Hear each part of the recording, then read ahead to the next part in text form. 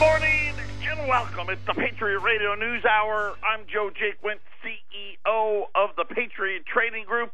How you doing? Happy Tuesday. A gorgeous day here in the Valley of the Sun. This is, maybe it used to be like 6 months you could brag about the weather here. Maybe it's only going to be 4. It was a pretty hot winter, but it's getting really nice now. If you haven't made it down yet, the snowbirds, if you haven't made it down, it's really nice right now. A lot of golf to be played out there. Our toll-free number, 800-951-0592. The website at allamericangold.com. We keep you all comfortably disturbed out there. I mean, we got it all. The articles, the videos, the Facebook, the Twitter, the YouTube, the metals plan, the IRAs, if you want precious metals IRA information. We got it all out there, allamericangold.com. Make sure you make it part of your favorites. Matter of fact, the very first article, I was on the phone with Ramon this morning, and he's like, man, I couldn't believe it. Right after you did your show, remember yesterday I was talking about, hey, I was at these Christmas parties. And these are people, I know them, but I don't know them, right? And started to get to know these people better, and most of them have what I would deem to be adult children. And I made the comment that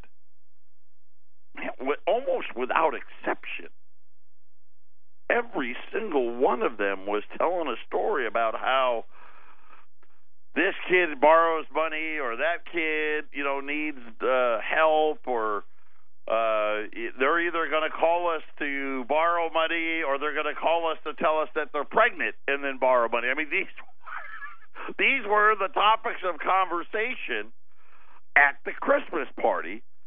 And I went out to the website this morning, and lo and behold, there it is, the very first article talking about how the new generation is almost without exception universally supported by their parents. And I was telling Ramon, obviously these people were at the same Christmas parties I was at. Just because kids have reached adulthood does not mean they stop being a financial burden on their parents. Nearly 3 in 4 parents with adult children say they help their grown kids financially. Most of the parents offering financial support for their children, and by the way, the kids have to be at least 18. Okay, so that was they didn't cap it at an age. Hey, do you have kids that are older than the age of 18? Yes. Do you financially support them? Yes. Living expenses, 84% said that they help their adult children with living expenses. Money to pay down debt, 70% said, yes, I've given my adult children money to pay down debt.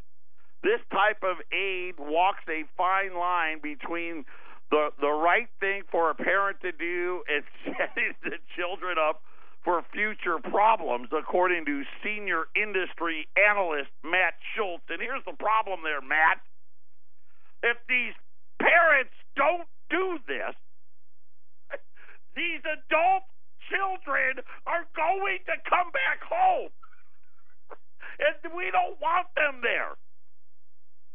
So, I mean, this is literally what this great, and I know, and I don't want to be negative about it. I don't, right? But what angers me is how they've used a bunch of, let's face it, either financial engineering, right? When you talk about interest rates, like tomorrow, right? So all the Fed people pulled up in their limousines, and they're having their free breakfast that probably costs thousands of dollars right now, and they're going to have the big 2-day meeting, and tomorrow afternoon, Janet Yellen in her final press conference probably going to take a victory lap and tell you what a great job she did and how they're going to raise rates by 1/4 of a point to 1 1/4 to 1.5, somewhere in between there. Apparently, we don't want to be too exact.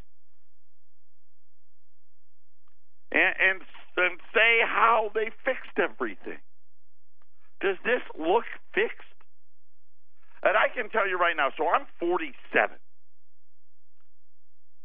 There was not a snowball's chance in you know what that as an adult that my parents were going to be paying my living expenses or paying off my credit card or paying off my student loan. That wasn't going to happen. And for 2 reasons. Number one, I didn't need their help. Matter of fact, and probably number 2 is actually more than 2 reasons. Number 2, there wasn't a snowball's chance in you know what that I was going to ask for their help. And of course, number 3, my parents were like, yeah, no. Figure it out. And no, you're not coming back home.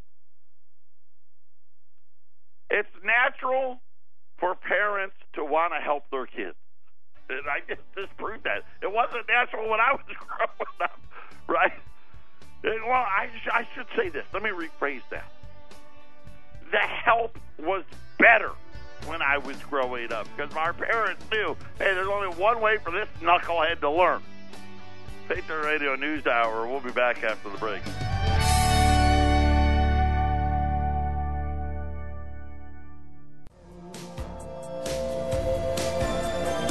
Patriot Radio News Hour. The Dow, well, I don't know if it's at an all-time, pretty close, right near all-time highs, right? We're raising rates, and there's 4.1% unemployment, and, you know, we're creating jobs left and right, and it's going to overheat the economy. I mean, that's the narrative, right? And we've got this great tax cuts coming, which is nothing more than more corporate welfare. We're starting to realize that now. But talking about anybody over the age of 18, and probably my guess would be this is probably maybe 18 to 45-ish. I'm guessing maybe 50 because of, kids. Because I'm 47. My oldest is 18. He's still in high school. One of the requirements in this report, they couldn't be in high school. And they wanted to know where the money was really going. It's easy to see why parents are offering their children financial aid. In most cases, the money is going for basic necessities and day-to-day expenses. Listen, I heard it. I know all of you listening, you've heard it too. Matter of fact, a lot of you listening right now, I got your hands up saying, yeah, I'm helping them out. Right? They're in their late 20s. They're in their 30s. You know, I still remember that show. Remember that show, 30-something? Right? And it showed, the quintessential life of 30-somethings. You're married, you had a house and kids and all that stuff. And now the new 30-something would be, well, I may or may not be married. I may or may not have kids. And I probably don't own my home. I'm renting somewhere. And oh, by the way, my parents are giving me money. I didn't see that in the show when I was growing up. These include these day-to-day expenses. Cell phone bills. So for some people, you know what? You're just never going to get rid of that. Right? It's all bundled together. And they make it so complicated now, it's probably not even worth going down to Verizon or AT&T because it takes forever. Definitely not worth going to the Apple store. and to get them off. Transportation. And they say things like car repair, right? We know that, listen, people don't have any money that an expense pops up, you can't do it. And I'm not poking fun, and I want you to understand, I'm not poking fun at the 30-year-old. I get it. I know better than most people. There's not that many good jobs out there. For every one 30, and let's just say 25 to 35-year-old, for every one that is, hey, I've got the good job and I'm doing great and blah, blah, blah, you probably know 10 others that aren't. Gas. Yeah. Hey, I'm going to give my kid gas money. Rent. Wow, rent. Yeah. I just don't want my kid back at my house. Utilities. Right? Well, you know what? He pays his rent, but I got to pay for the light bill. When it comes to debt, in most cases, it's a similar story with parents helping their kids pay bills that are either required purchases or what they call unavoidable expenses. First up on the list, student loans. Now, those are actually avoidable. I mean, they are. And, I mean, you know, you go to community college, you can pay as you go. I mean, it is avoidable. Here's the problem. Even community college is expensive. And these 4-year schools, forget about it. And I know, and unfortunately, I know this one better than any of them. You know, my oldest son's a senior in high school. I don't know how people do it. I really don't. Auto loans. So think about, okay, you got two groups of parents, right? Ones that are paid for, hey, I'll pay for your car repair, I'll pay for your cell phone, I'll pay for your transportation, I'll pay for your gas or your rent. Or the other ones, I'll just pay your loans. I'll pay your student loan. I'll pay your auto loan, medical debt, credit card debt, all on the top of the list. And really, honestly, and they say, you know, oh, the parents should just say no. And again, like, I don't disagree, but here's the problem. They say no. Those kids are coming back. And for a lot of parents, hey, that's just something they don't want to comprehend, right? I don't want any part of that. Happiest day, you know, you think about my kid being born, next happiest day of the day they left the house. And now, you know, and you're sitting there, and I want you to realistically think about this. In a single generation, we went from, I asked Wendy, when did you move out? 17. I moved out, I was, 17. Eric was even younger than that. You could get a job, minimum wage, and get a studio apartment somewhere. Or you had a minimum wage job and you and your buddy got an apartment somewhere. And you could do it. You get a car. Right? A new car didn't cost $40,000. Right? You didn't have to buy a new one, but I'm just saying, a new car back then probably cost, 10.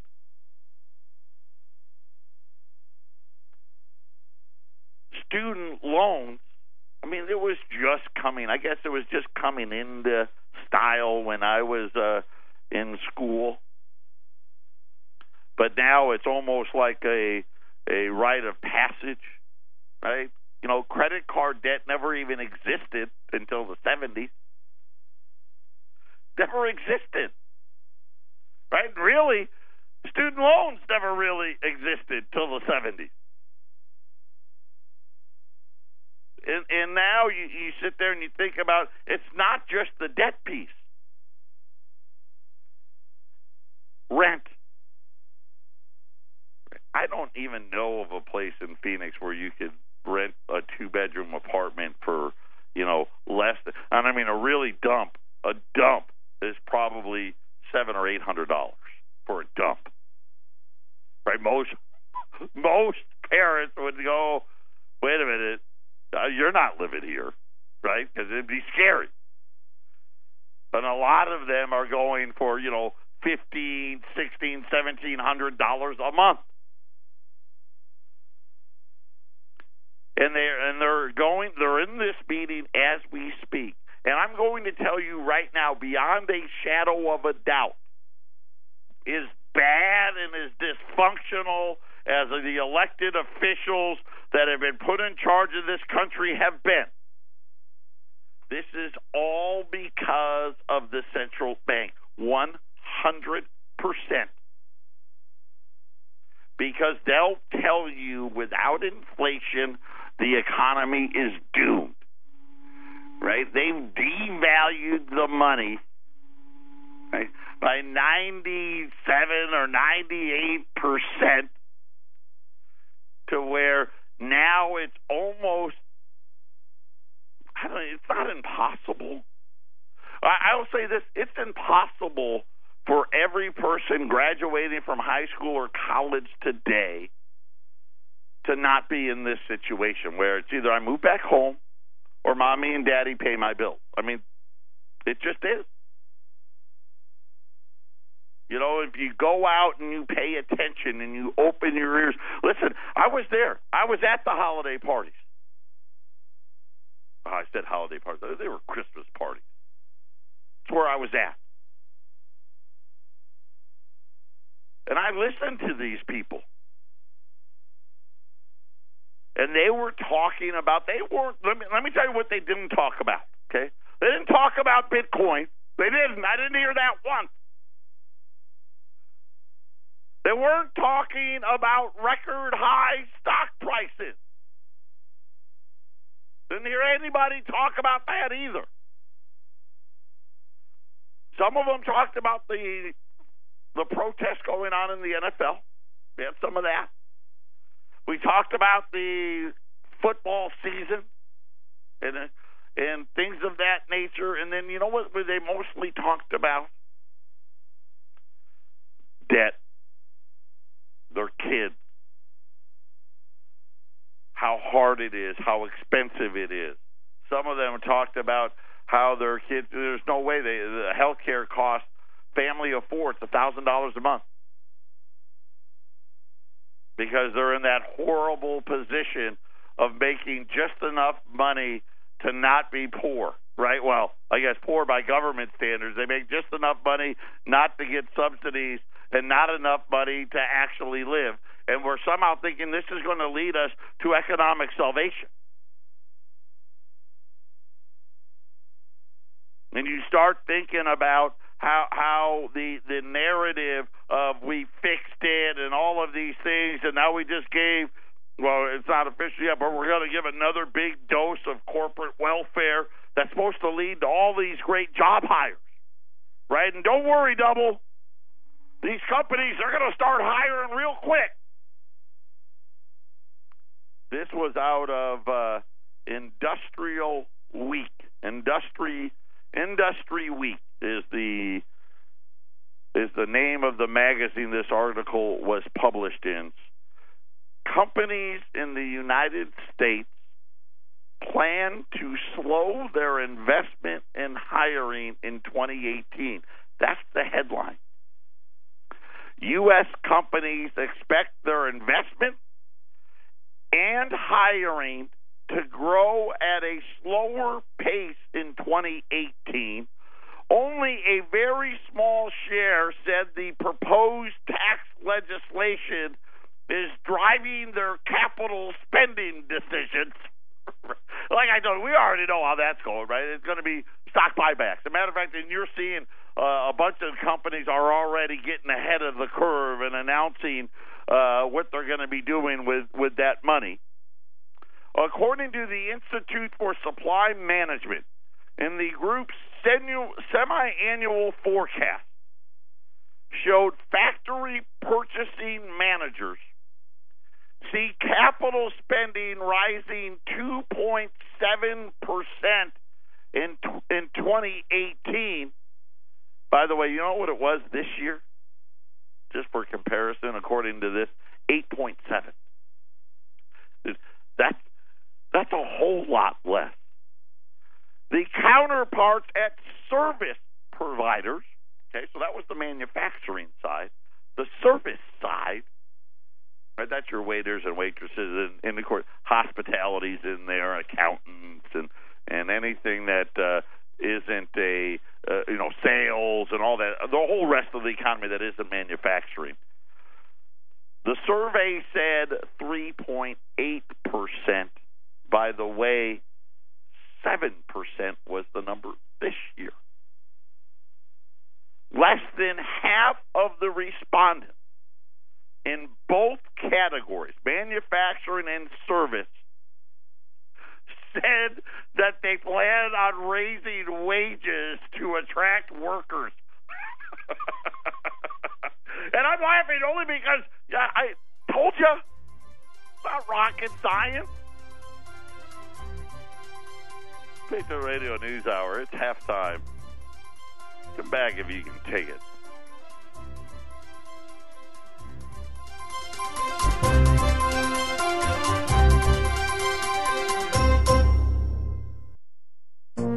This is the Phyllis Schlafly Report, a daily broadcast delivering a conservative pro-family perspective since 1983. As an author, speaker, and the founder of Phyllis Schlafly Eagles, Mrs. Schlafly spent an astounding 70 years in public service, protecting and defending the Constitution, the unborn, and America's sovereignty. Now, from the Phyllis Schlafly Center Studios, here's Ryan Haidt. Since Congress can't get its act together on health care, Donald Trump tweeted in October, "I will be using the power of the pen to give great health care to many people." Trump's tweet was followed by a series of presidential actions that offered substantial relief for middle-class Americans hurt by Obamacare. Trump's first action was to restore the freedom to buy short-term policies as a viable alternative to high-priced Obamacare policies. These policies were increasingly popular until Obama imposed a nationwide 90-day limit on such policies, which severely limited their usefulness. Short-term policies lack some of the costly coverages that many Americans don't want or need, such as maternity care and drug rehab, but they are much more affordable. Typically costing less than half of what Obamacare-compliant policies cost, they could be just what the doctor ordered for millions of middle-class Americans who've been priced out of the individual market for health insurance. Another welcome Trump action was cutting off cost-sharing reduction payments to insurance companies. That money is a subsidy for insurance companies, Mr. Trump said as he announced his long-awaited decision. Take a look at their stocks. Look where they are. They're going through the roof. A federal judge in Washington, D.C. ruled last year that the cost-sharing reduction payments by Obama were illegal because Congress never appropriated the money to fund them. But the liberal litigation factory is gearing up to block Trump's decision to discontinue them. Democratic attorneys general announced plans to file a new lawsuit in California where they are more likely to find a judge willing to issue an injunction against Trump. With Senate Majority Leader Mitch McConnell backing failed candidates as he did in the recent Alabama primary and criticizing the America First populism of Steve Bannon, it's unlikely the Senate will accomplish anything anytime soon. Fortunately, President Trump is taking the initiative to lead Americans out of Obamacare and other failed programs of the prior administration. This has been the Phyllis Schlafly Report from Phyllis Schlafly Eagles. What can we expect when the failed socialized healthcare experiment is repealed and replaced? Lower premiums and deductibles, competition, health savings accounts, more choice, and more coverage for all taxpayers. Tell us what you want at phyllisschlafly.com. That's phyllisschlafly.com. Thanks for listening, and join us again for the Phyllis Schlafly Report.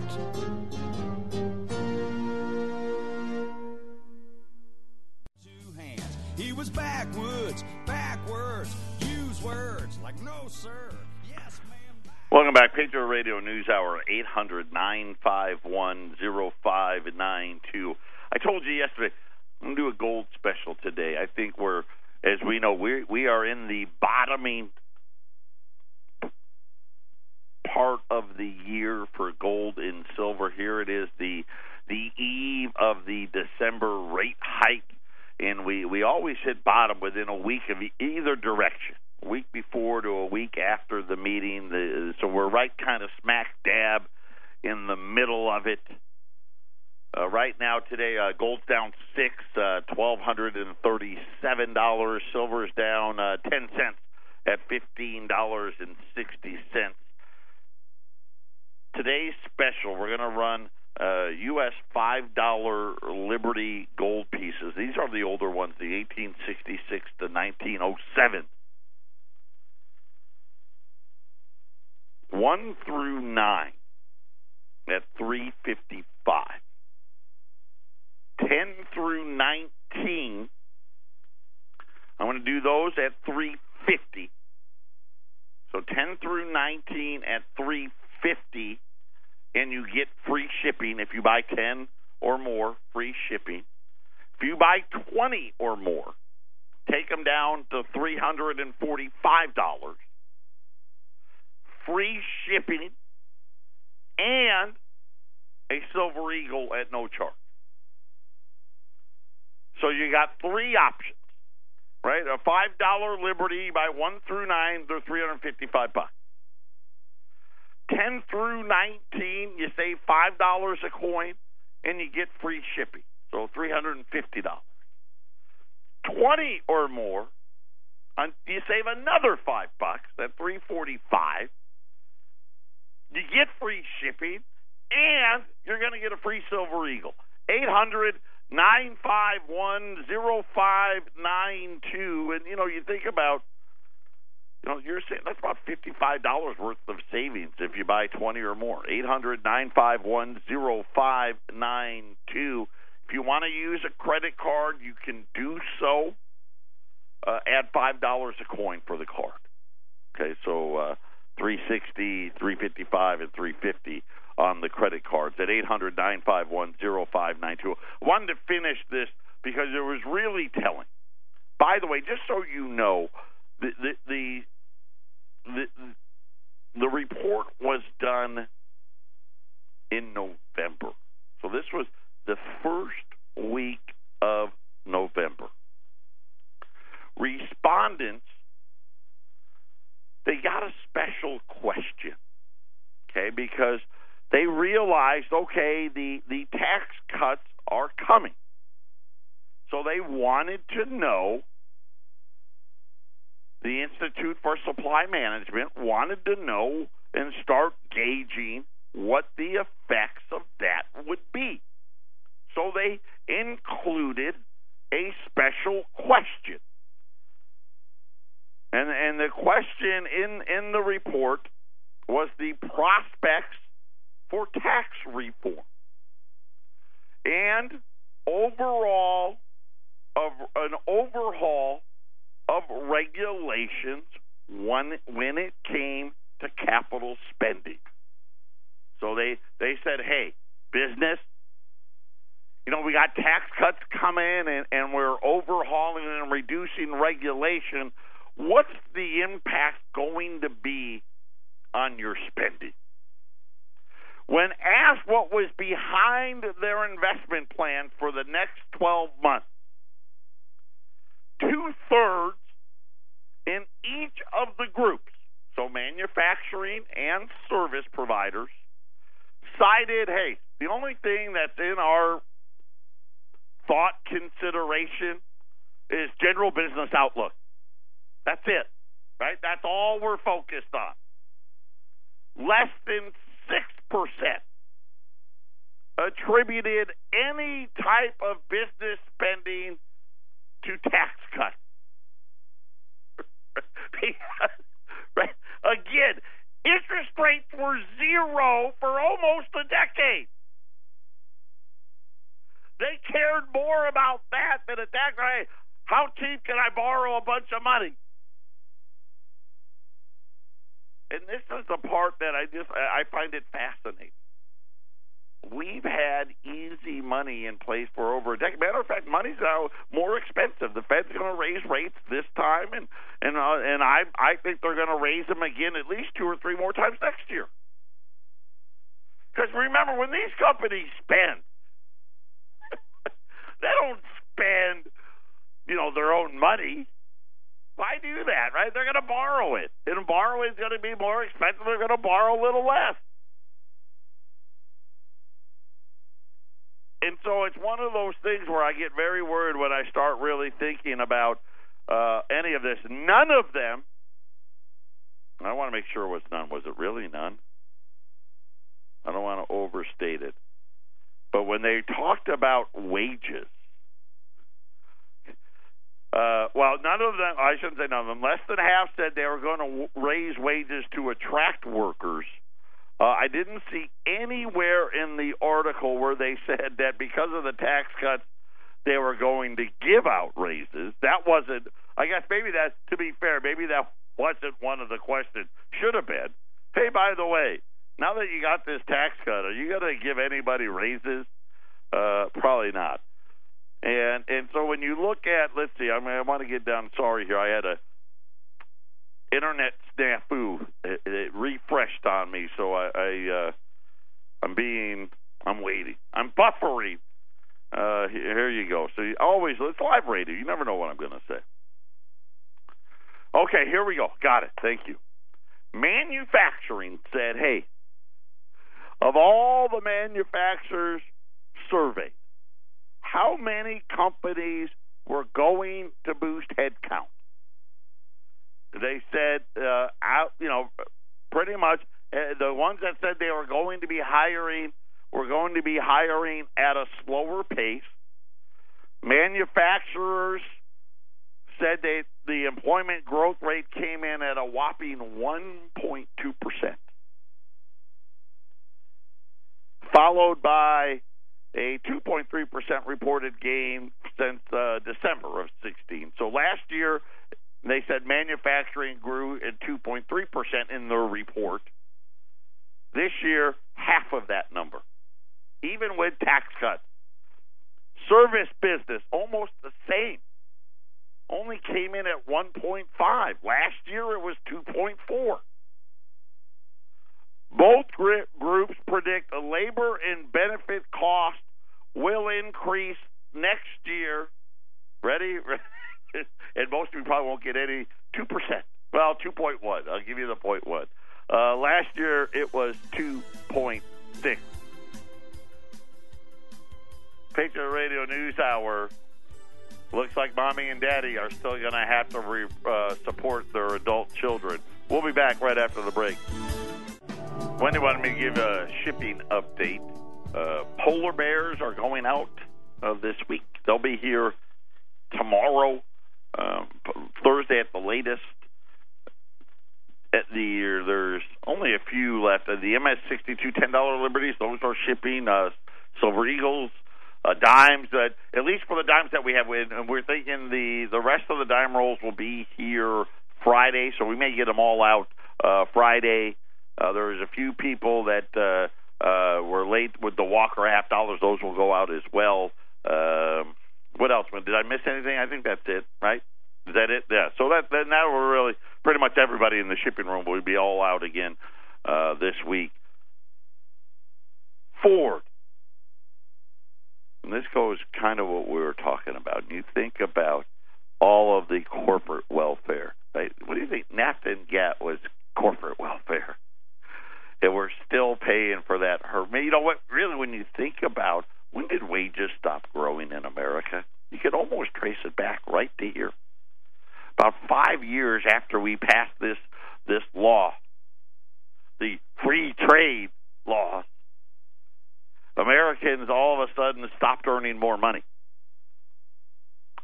The automaker announced in January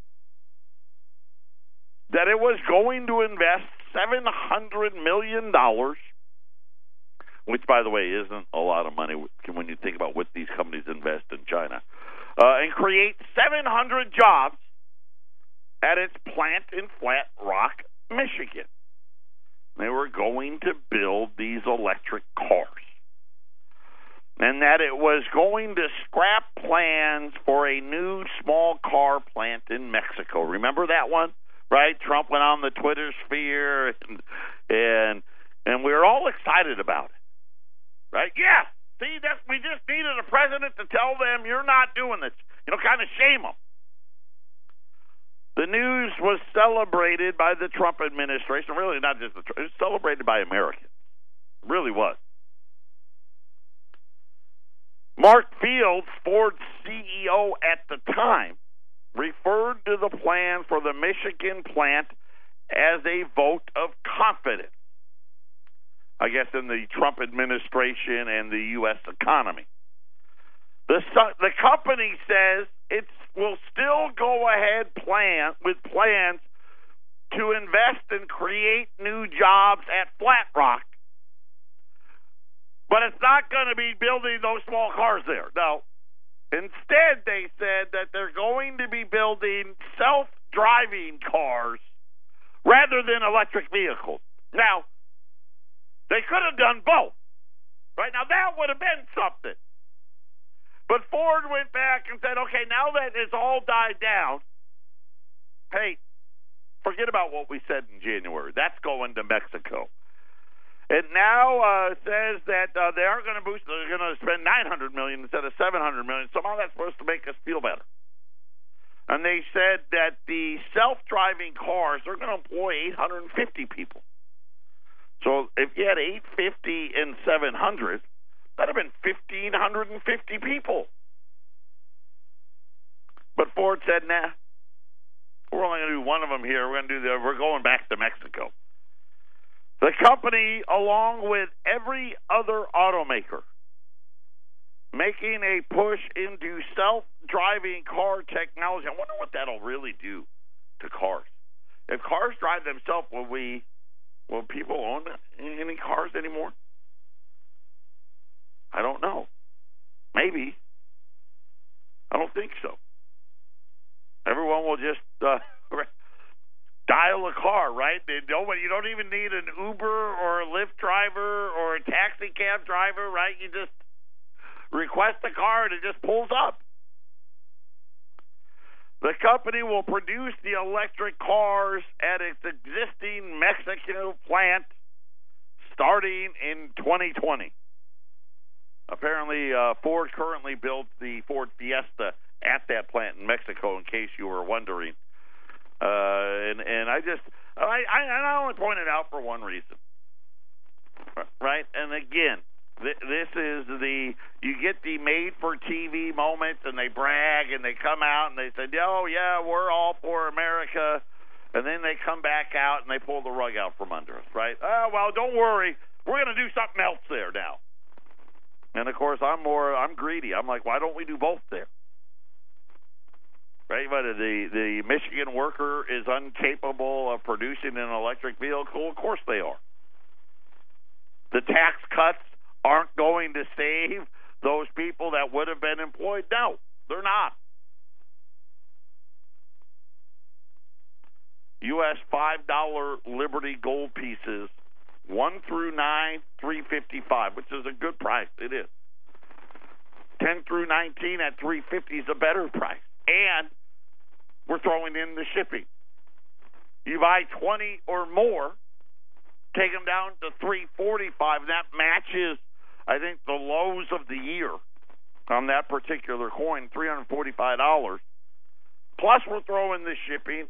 Plus, I'm also going to throw a Silver Eagle in there as well at no charge.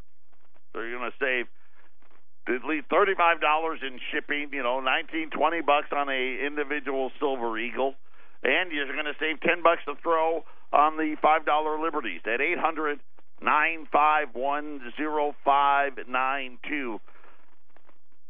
I wonder how many more store closings we're going to get next year. This was out of CNN, so again, it could be fake news. Macy's, JCPenney, Sears, other major department stores continuing to close their doors. Experts now predict that in the next 5 years, 1 out of every 4 malls in the country are going to close. Yeah, no problem. We'll just have big homeless shelters for our adult children. Patriot Radio News Hour. We'll be back. Final segment coming up. Final segment on this Tuesday. Tomorrow is my wife's birthday. Wendy's laughing at me. I'm not good with dates, and I have on occasion forgotten her birthday. So I'm wishing her happy birthday now, in case I forget tomorrow. And I asked Wendy, does that count? Wendy said no. But in my eyes, it does. So happy birthday, honey. I love you. I don't know how she puts up with me. I really don't. There's something wrong with her. I mean, it's obvious. She has a sickness, and thank God she does, because otherwise I'd be alone. I don't know how I put up with it. Oh, come on. It's the other way around. You're mean to me like all the time. Seriously. 800-951-0592. In honor of my wife's birthday, I'm doing my best to give away $5 Liberty Gold pieces. I mean, this is, again, this close to spot on fractional coins doesn't happen. We talk about normal market. Right? This isn't a normal gold market. It's not a normal silver market either. I expect both of these to return to normal next year. But having said that, U.S. $5 Liberties 1 through 9, $3.55. 10 through 19, you're going to save $5 a coin, and I'm throwing in the shipping free of charge. If you want to buy 20 or more, saving you another $5, so $10 a coin, plus the free shipping, plus we'll throw in a Silver Eagle on top of it at no charge. 800-951-0592. Again, if you've never done business with it, it is so easy. I mean, it's so not complicated. You just call us. Wendy's going to answer the phone. Wendy, I'd like the special. I mean, we tried to make it easy, not because we're so much concerned for you. We make it easy for us. We want it to be simple too. I want the special. Wonderful. How many would you like? And you just tell her. I want 1, or I want 10, I want 20. She's going to give you the price. Right? And obviously, if you're a new customer, we'll take your name and address because we need to know where to ship to. If you're local, we'll call you when they're here, and you make an appointment and you come pick it up. Once we have good funds, we ship it registered, insured, U.S. mail. It's the safest way to do it. In the 20-some-odd years, they lost one package. And guess what happened? Once we filed the necessary paperwork, we get our money back. So nobody's out. So that's why we ship it that way. Registered, insured, U.S. mail. Because, listen, it's the post office. They barely can deliver regular mail, but somehow this way, they really don't lose them. They just won't leave it at your door. They won't leave it at the community mailbox. If you're not home when they try to deliver, they'll leave you a slip. You take that slip down to your post office along with, your ID. You sign for it, and you pick it up there. It's just that simple. 800-951-0592, U.S. $5 Liberties. 1 through 9 at $3.55, 10 through 19 at $3.50 with free shipping, 20 or more, $3.45, free shipping, and a free Silver Eagle. Everyone take care. Have a great rest of your Tuesday. Tomorrow is going to be a hump day.